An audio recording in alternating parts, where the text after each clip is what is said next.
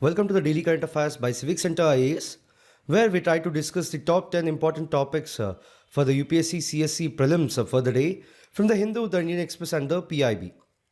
Displayed are the list of topics which we have chosen for today's discussion. The first article of the day says that in a major boost to the fisheries sector in the northeastern region, the Union Minister inaugurated and laid the foundation for 50 impactful projects with a total outlay of 50 crore rupees, including a central share of 38.63 crore. Furthermore, these initiatives are designed to enhance the region's fisheries infrastructure, productivity, and employment opportunities. In this context, we'll talk about the PMMSY, which stands for Pradhan Mantri Matsya Sampada Yojana. See, the PMMSY is a government scheme aimed at boosting the fisheries sector in India with a focus on sustainability, modernization, and fishers' welfare. Know that the scheme was approved with a total investment of 20,050 crore rupees to be implemented over 5 years from the financial year 2020-21 to the financial year 2024-25. Now, what are the objectives of the scheme? See, the primary aims of the PMMSY are: firstly, harnessing fisheries potential in an inclusive, responsible, and equitable manner. Secondly, expanding and intensifying the fish production through land and water resource management. Thirdly, strengthening the post-harvest management, quality improvement, and technological advancements. Then, increasing the income of the fishers and fish farmers while generating the employment. Then, enhancing the contribution of the fisheries to the India's agricultural GDP and exports. And lastly, establishing a robust regulatory framework for fisheries and ensuring social, physical, and economic security for the farmers. Now, there are two main components under the scheme. The first one is the central sector scheme, where the 100% funding is done by the central government for the entire project or the unit cost. Know that the central assistance is up to 40% for the general category and 60% for the SC, ST or women category. Then we have the centrally sponsored scheme, where this component is further divided into non-beneficiary oriented and beneficiary oriented. Firstly, talking about the non-beneficiary oriented activities, see, for the northeastern and the Himalayan states, 90% central share and 10% state share is given. Then for the other states, 60% central share and 40% state share. But for the union territories, 100% of the central share is given under this non-beneficiary oriented activities. Whereas talking about the beneficiary oriented activities, under the general category, the government financial assistance is up to 40% of the project cost. Then for the SC, ST or the women category, government financial assistance is up to 60% of the project cost. Whereas for the northeastern Himalayan states, it's 90% central share and 10% state share. Then for other states, it's 60% from the center and 40% from the state. Whereas for the union territories, it's 100% from the center. The second article talks about UJALA Scheme in the context of it completing 10 years of energy efficient lighting. See, talking about the UJALA Scheme, launched on 5th January 2015 by Prime Minister Narendra Modi, originally called the Domestic Efficient Lighting Program, where the later rebranded as the UJALA Scheme, which stands for Unnat Jyoti by Affordable LEDs for All. Now, significantly, the objective of the scheme is to promote energy efficiency by providing affordable LED bulbs, tube lights, and energy efficient fans. Now, what about the achievements under this? See, under this, a total of 36.87 crore LED bulbs have been distributed as of January 2025. Furthermore, it enabled the sale of 407.92 crore LED bulbs in the market. Notably, it is the world's largest zero subsidy domestic lighting program. Now, what was the need for the UJALA? See, firstly, to achieve the energy efficiency. So, 7-watt LED bulb saves 90% of the energy compared to incandescent lamps and 50% energy compared to compact fluorescent lamps. Secondly, to achieve the affordability, where the LED appliances made affordable through competitive bidding. Last, 70 rupees per LED bulb, 220 rupees per the LED tube light, and 1110 rupees per energy efficient fan. Then the economic viability should be considered, where the LED bulbs reduce annual operating ownership costs significantly compared to CFLs and ICLs. Also, with respect to the electric usage, LED costs only 1 unit per 140 hours, whereas CFL costs 2 units and the ICL cost 9 units for 140 hours. Now, talking about its environmental impact, see, it contributed to reduced carbon emissions and supported India's climate change mitigation goals. Then we have the Street Lighting National Program. Talking about it, it was launched on 5th January 2015 alongside the UJALA Scheme. Know that it envisioned to replace the conventional street lights with smart, energy efficient LED street lights. Know that it's implemented by the Energy Efficient Services Limited under the Ministry of Power. Now, what are the objectives of it? See, firstly, to reduce the energy consumption and operational costs of the public lighting, and then to promote sustainability in urban and rural street lighting. Now, it is a very innovative business model because there is no upfront cost for the municipalities. EESL invests in installation and recoups the costs through annuities. Notably, it ensures over 95% uptime for street lights, enhancing public safety. Now, what are the achievements under the scheme? See, it installed over 1.34 crore LED street lights across India. Furthermore, it saved over 9,001 MUs of electricity annually. Lastly, reduced peak demand by 1500 megawatt and CO2 emissions by 6.2 million tons per year. What is the environmental and economic impact of it? See, it significantly reduced the public lighting costs for municipalities and also improved energy efficiency and reduced environmental impact was achieved. The third article of the day says that China's Disease Control Authority is piloting a monitoring system for pneumonia of unknown origin focusing on respiratory infections. So an increase in the human Metapneumovirus cases, particularly among the children under 14, has been reported in the northern provinces. But the viral post suggested a health emergency in China, but no official declaration has been made. In this context, we'll talk about the human metapneumovirus. See, what is HMPV? See, it is from the virus family Nimidoviridae, where it is related to respiratory syncytial virus, measles, and mumps. Significantly, it was first identified in 2001. But talking about the infections, it causes mild respiratory infections similar to common cold. Notably, it is most prevalent in winter and early spring. Now, who are the susceptible groups for it? See, the children, the elderly, and the individuals with the weakened immune system are the susceptible groups for it. Talking about its signs and symptoms, see, the common symptoms for it are cough, runny or blocked nose, sore throat, fever, and wheezing. Know that the incubation period is 3 to 6 days, whereas the recovery usually resolves on its own within a few days with rest and supportive care. But there are few complications which are very rare, where the bronchitis or pneumonia may occur requiring medical attention. Now, what about the transmission for this HMPV? See, talking about its mode of spread, see, firstly, direct contact with an infected person you can get contaminated, then touching contaminated objects and then touching the face, and even respiratory secretions can help you get contaminated. Then what about the preventive measures for it, or what are the measures you can take? Firstly, frequent hand washing with soap and water. Secondly, to avoid close contact with infected individuals.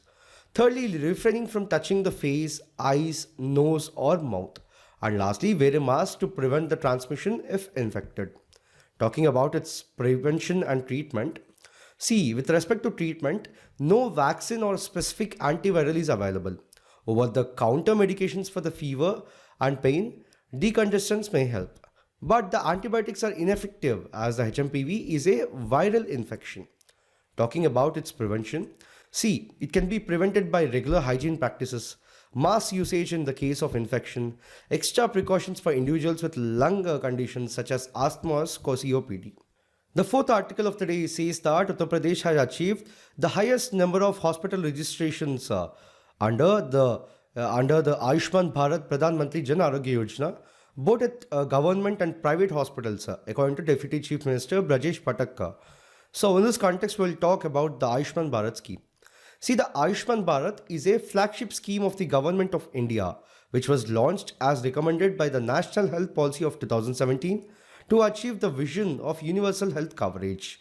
Know that this initiative has been designed to meet sustainable development goals and its underlying commitment, which is to leave no one behind.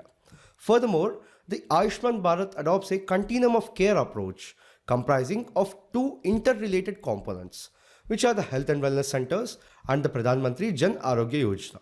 Talking about the Pradhan Mantri Jan Arogya Yojana, see, the primary purpose of it is that it is the largest health assurance scheme in the world, which was launched in 2018, aiming at providing a health cover of 5 lakh rupees per family for a year for the secondary and tertiary care hospitalization to over 12 crores poor and vulnerable families that form the bottom 40% of the Indian population.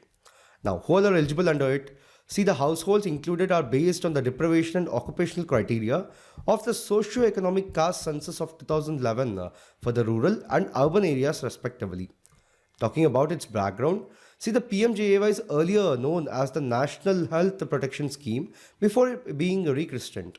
So it subsumed the then existing Rashtriya Swasthya Bima Yojana, which had been launched in 2008. What about its funding? See, the PMJAY is fully funded by the government and the cost of implementation is shared between the central and the state governments. Know that the National Health Authority has been constituted as an autonomous entity under the Society Registration Act of 1860 for the effective implementation of the PMJAY in alliance with the state governments. Furthermore, the State Health Agency is the apex body of the state government responsible for the implementation of it in the state. Know that it is accessible at public and private empaneled hospitals across India. The next article says that the carcass of a tigress aged 4 to 5 years was found in the Pench Tiger Reserve in the Madhya Pradesh Shiv district with an official saying on Monday that it is suspected to be a case of poaching. In this context, we will talk about the Pench Tiger Reserve. See, the reserve is located in the southern reaches of the Satpura Hills in the Sioni and the Chhindwara districts in Madhya Pradesh and continues in the Nagpur district in Maharashtra as a separate sanctuary. Know that it is named after the Pench River, which flows from north to south through the reserve. Now, why is it significant? Talking about the flora and fauna in the reserve, see, it is dominated by the tropical moist deciduous forests with teak as the prominent species. Furthermore, it hosts a variety of wildlife, including the Royal Bengal tigers, leopards, wild dogs, and gaur. And even the Pench Tiger Reserve was declared as a tiger reserve in 1992 under Project Tiger. Know that it has connection to literature also, because the reserve inspired Rudyard Kipling's famous book, The Jungle Book. Furthermore, the Pench is the India's first interstate tiger reserve, highlighting its role in the interstate cooperation for conservation. The next article says that a woman and her daughter had a close shave in the Assam's Kaziranga National Park when they fell off a safari vehicle with rhinos in close proximity, according to an official. In this context, we will talk about the Kaziranga National Park. See, it is situated in the Golaghat and Nagaon districts of Assam. Know that it lies on the banks of the Brahmaputra River. Significantly, it is recognized as a World Heritage Site by the UNESCO in 1985. You have to know that it is home to the Big Five, which are the one-horned rhinoceros, the Royal Bengal tiger, Asian elephant, wild water buffalo, and lastly swamp deer. Notably, it was declared a tiger reserve in 2006 under the Project Tiger. Furthermore, the park consists of wetlands, grasslands, and semi-evergreen forests shaped by annual flooding from the Brahmaputra. Talking about the rivers, see, the Difalu River flows through the core of the critical tiger habitat, whereas the Moradifalu River flows along the southern boundary of the park. Now, talking about the biodiversity in the park, see, talking about the fauna, the notable species are Hulok gibbons, Indian pangolin, Gangetic dolphin, and Indian python. Whereas the high density of the migratory birds, including the lesser adjutant, pelicans, and bar-headed geese are also observed. Then, talking about the flora, it is dominated by the tall elephant grass, tropical moist deciduous forests, and flood-resistant plants like the water hyacinth. Now, what is the conservation success story of it? See, it is known for successfully reviving the one-horned rhinoceros population through effective anti-poaching measures. So, it was recognized and awarded for it by designated as a Ramsar site in 2021 for its rich wetland ecosystem and part of the Eastern Himalayan biodiversity hotspot. The next article says that the manufacturing levels in the India's private sector may have slumped to a 12-month low in December, but the services activity regained the momentum last month after a mild moderation in November as new orders and output levels hit a 4-month high as per the private survey based gauge. So in this article we'll talk about the HSBC India Services Business Activity Index, commonly known as the Services PMI of the Purchasing Managers Index, which is a vital indicator of the performance and health of the India's services sector. In this context, I will talk about the Purchasing Managers Index. See, it is a survey-based measure that asks the respondents about the changes in their perception about the key business variables as compared with the previous month. Significantly, the purpose of the PMI is to provide information about the current and the future business conditions to the company decision makers, analysts, and investors. Now, there are two types of PMI, the manufacturing PMI and the services PMI. So, it is calculated separately for the manufacturing and services sector, and then a composite index is also constructed. So, now we have to talk particularly about the services PMI. See, it measures the month-over-month changes in the business activity within the services sector, providing insights into economic conditions. Know that it indicates whether the business activity in the services sector is expanding, contracting, or remaining unchanged. So, a reading above 50 means expansion, below 50 means contraction, whereas if it is at 50, it shows no change. Now, why is it significant or important? See, the services sector is a major contributor to the GDP in many countries, including India also, where it accounts for over 50% of the economy. So, it provides the early indicators of consumer demand, hiring trends, and the economic health in the services sector.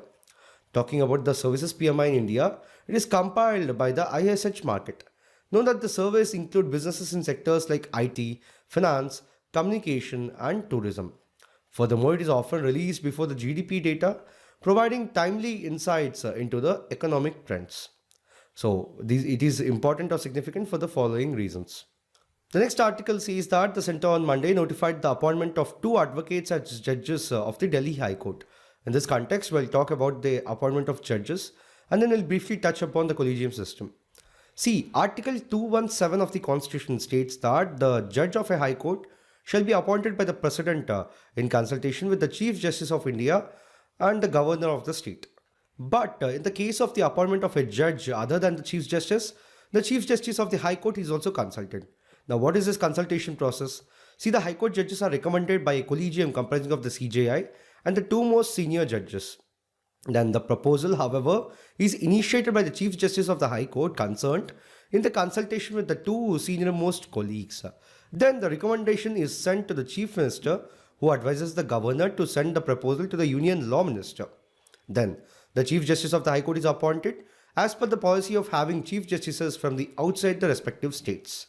Now, talking about the collegium system, see, it is a system of appointment and transfer of judges that has evolved through judgments of the Supreme Court and not by an act of Parliament or by the provisions of the Constitution. Talking about the evolution of the system, see, in the first judge's case, it was declared that the primacy of the Chief Justice of India recommendation on judicial appointments and transfers can be refused for cogent reasons. So the ruling gave the executive primacy over the judiciary in judicial appointments for the next 12 years. But in the second judge's case of 1993, the Supreme Court introduced the collegium system, holding the consultation meant concurrent. So it added that it was not the CJI's individual opinion, but an institutional opinion formed in consultation with the 2 senior-most judges in the Supreme Court. Then lastly, in the third judge's case of 1998, the Supreme Court on precedence reference expanded the collegium to a 5-member body comprising of the Chief Justice of India and 4 of his senior-most colleagues. The next article says that in a milestone for ISRO, the copy seeds it is sent as space to the part of the biological experiment on December 30th have sprouted their first leaves according to the Space Agency. So in this context, we'll talk about the CROPS experiment overview, which stands for the Compact Research Module for the Orbital Planet Studies. See, the Compact Research Module for Orbital Planet Studies, in short called the CROPS, is an innovative experiment developed by the Vikram Sarabhai Space Center, which is a key center of the Indian Space Research Organization. Significantly, the primary objective of crops is to develop and evolve ISRO's capabilities for growing and sustaining flora in the extraterrestrial environments. Talking about its mission details, see the launch vehicle which was used was the PSLV C-60 and the launch date was December 30th of 2024. Know that it was on the platform of the POEM-4, which is the fourth stage of the rocket orbiting Earth at the 350-kilometer latitude. Notably, the purpose is hosting 24 onboard experiments, including the plant growth studies. Now, what is it about this cowpea seeds experiment? See, 8 cowpea seeds sent as part of the experiment, where the germination has been observed within 4 days in a controlled microgravity environment. Now, what do we mean by controlled environment? It means it is stimulated plant conditions for the extended space travel, and also it is observed that the plant behavior under the absence of the Earth's gravitational influence impacting root and shoot orientation. Now, why was this experiment significant? See, firstly, it was important because it is about understanding the plant growth in microgravity. So, it helps us study plant adaptations in space and gives us insights in creating sustainable food systems in extraterrestrial environments. Now, talking about the applications for the long duration space missions, see the future missions to the moon, Mars, and beyond require plants for food production, oxygen generation, and psychological well-being of the crew members.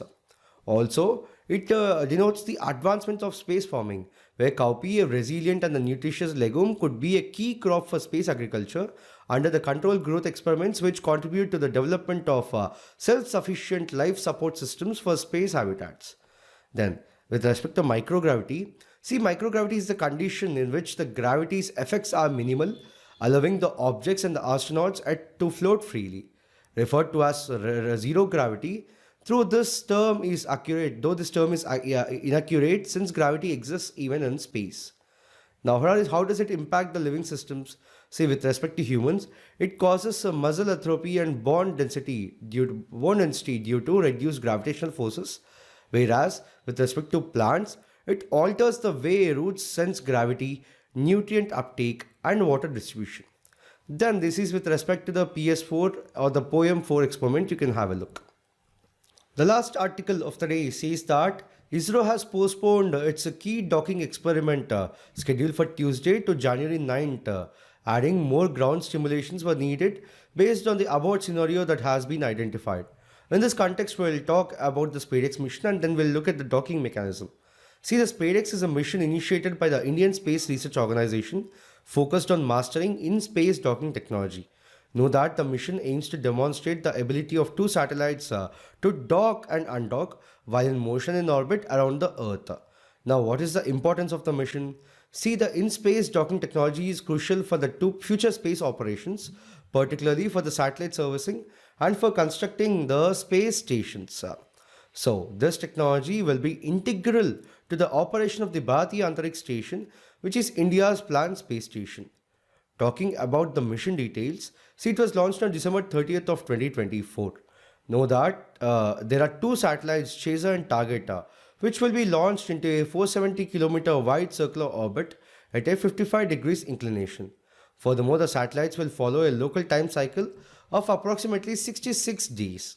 Now, talking about the satellites, the spacecraft weighs around 220 kg each, where the Chaser and the Target satellites will demonstrate docking maneuvers, which is the primary objective of the mission.